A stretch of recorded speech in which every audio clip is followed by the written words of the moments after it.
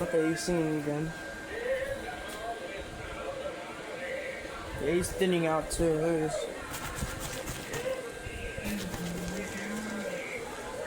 Yeah. I gotta get some of that sealant too. That's when there's like a big ass hole here too. See it right there.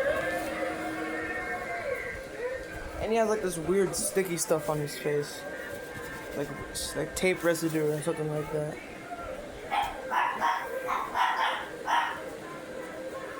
I don't know.